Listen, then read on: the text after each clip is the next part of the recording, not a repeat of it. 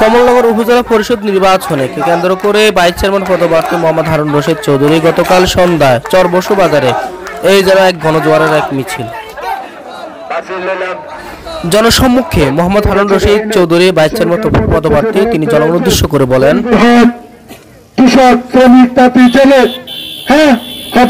মহিলা বৃদ্ধ ভাতা, বয়স্ক ভাতা, মাতৃকালীন ভাতা, প্রতিবন্ধী ভাতা, চিকিৎসা ভাতা, 11 ভাতা রয়েছে।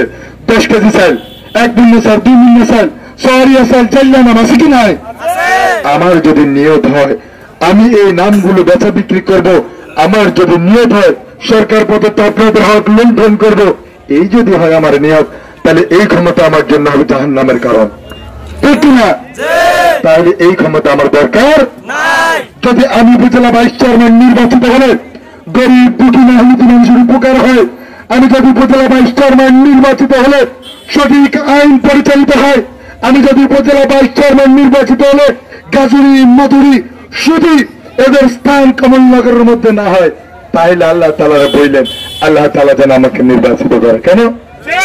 তাহলে এই ক্ষমতা আমার জন্য হবে হেদায়েতের জরিয়া, জান্নাতের উসিলা। ও বাবা, আসার সিরিয়াল আছে, যাওয়ার সিরিয়াল বাবার আগে নাতি মরে, বাপের আগে ছেলে মরে কি মরে না? এ বাবা, গড় আয়ু 60-65 বছর, আপনি দেখেন বাচ্চা অবস্থায় আর কি অবস্থায় পুকুর পড়ে মানুষ মরে, যার মধ্যে আল্লাহ এবং আল্লাহ রসুলের শিক্ষা নেয়, সেই গাজরের পিছিয়ে পিছিয়ে দৌড়ায়। এই ব্যক্তিদের দিকে দেখেন, কোন ব্যক্তির পিছনে কে দৌড়াচ্ছে, কোন ব্যক্তির কে ভোট করতেছে, বুঝেন বুঝেন আমার কথা বুঝেন না মনে হয়। আরে দেখেন না কার সাথে কারা, কার সাথে ভোট 8 তারিখে, 8 তারিখ পর্যন্ত যদি 100-200 সরিয়ে না খান মরে যাবেন না। ওই স্যার বসি বাজারে বসি